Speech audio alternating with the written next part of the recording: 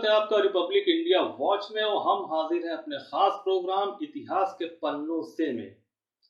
हिंदुस्तान की आज़ादी के लिए देने वाला नारा इनकलाब जिंदाबाद तो सभी जानते हैं कि मौलाना हसरत मोहानी ने दिया था, लेकिन क्या कोई उनकी बीवी निशातुन्निसा बेगम को भी जानता है या उनकी कहानी से वाकिफ है?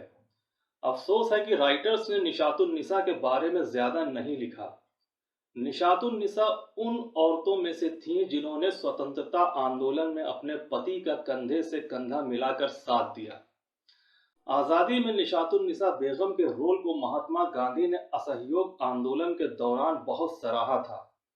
खुद उनके शौहर हजरत नोमानी कहते थे कि अगर उनकी शादी निशातुन्निसा से नहीं होती तो वो महज सियासी एडिटर बनकर रह जाते। मौलाना अब्दुल कलाम आजाद ने उन्हें सब्र की मिसाल कहा है।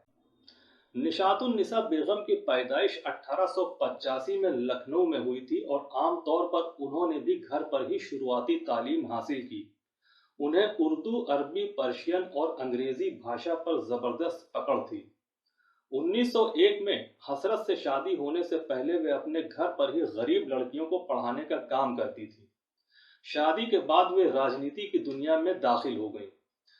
निशातुन्निसा और हसरत पहले मुस्लिम कपिल थे जिन्होंने बाल गंगाधर तिलक के गरम दल का दामन थामा और अलीगढ़ में पहली खुद की शॉप खोली।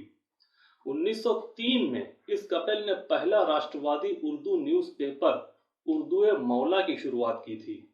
अंग्रेजों को यह हजम नहीं हुआ और मौलाना हसरत मोहानी को 1908 में जेल में डाल दिया गया।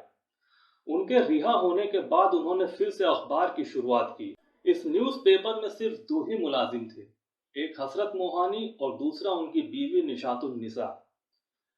पहले वर्ल्ड वॉर के दौरान हसरत मोहानी को फिर से जेल भेज दिया गया। इसके बाद निशात दुनिया के सामने आई और आंदोलन शुरू कर दिया। उन्होंने नेताओं को लेटर लिखे, न्यूज़पेपर में आर्टिकल्स लिखे। वे जब कोर्ट जाती तो बुर्का हटा देती। उस दौर में बिना पर्दा के बाहर निकलना बहुत ही अजीब सा फैसला माना जाता था।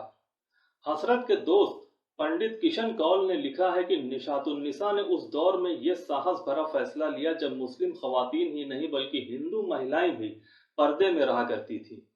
उस वक्त कांग्रेस और दूसरी संस्थाएं उनके लिए पैसे जमा कर रही थीं जो जेलों में बंद थे।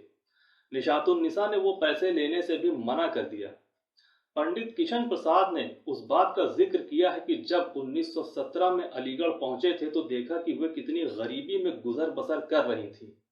तब भी निशात बेगम ने कहा कि वे जिस हाल में हैं बहुत खुश हैं। उन्होंने उन उर्दू किताबों की बेचने की बात जरूर कही जो उनके प्रेस में छापे गई थी। 1917 में निशात बेगम ने ऑल इंडिया वुमेन्स कॉन्फ्रेंस के दौरान एडविन मोटांगू से मुलाकात की। इस दौरान उन्होंने सभी स्वतंत्रता संग्राम सेनानियों को जेल से रिहा करने की पुरजोर मांग की थी। जालियांवाला बाग हत्याकांड के बाद उन्होंने अमृतसर के कांग्रेस अधिवेशन में हिस्सा लिया। तब उन्होंने बिना पर्दे के अपनी स्पीच दी थी। तब उन्हें कॉमरेड ऑफ हसरत का नाम दिया गया। मौलाना हसरत मोहानी और निशातुन्निसा ने पूर्ण स्वराज की मांग की थी जिसे महात्मा गांधी ने ठुकरा दिया था, लेकिन 8 साल के बाद कांग्रेस को यह बात माननी पड़ी। निशातुन्निसा ने कांग्रेस का भी विरोध किया। 1922 में हसरत को फिर से जेल में भेज दिया गया। तब निशातुन्निसा ने गया में हुए कांग्रेस अधिवेशन में हिस्सा लिया और कहा कि जो लोग पूर्ण स्वराज्य की मांग का समर्थन करते हैं वे असेंबली न जाएं, क्योंकि ये असेंबली अंग्रेजों द्वारा बनवाई गई थी। प्रोफेसर आबिदा समीउद्दीन के मुताबिक निशातुन्निसा की सियासत सिर्फ हसरत पर डिपेंड नहीं थी। वे पहली मुस्लिम महिला थी जिन्होंने कांग्रेस अधिवेशन को संबोधित किया था। स्वदेशी के लिए उनका काम बेहद पॉपुलर हुआ। वे ऑल इंडिया वुमेन कॉन्फ्रेंस में बेबाक राय रखने वाली महिला बनी। उन्होंने नेताओं को पत्र लिखे, न्यूज़पेपर में आर्टिकल्स लिखे जो ये बताता है कि स्वतंत्रता आंदोलन में उनकी अकेली और बड़ी भूमिका थी। वे 1937 में मृत्यु से पहले तक स्वतंत्रता आंदोलन के लिए सक्रिय रहीं। आज ऐसी महिलाओं से हम सभी को सीखने की जरूरत है कि किस तरह से घर और समाज दोनों को बैलेंस किया जा सकता है और मुल्क के लिए अपनी जिंदगी कुर्बान की जा सकती है। ऐसी ही पेशकश के साथ हम अगली बार फिर हाजिर होंगे। हमारे चैनल को लाइक, शेयर और सब्सक्राइब करना न भूलें। जय हिंद।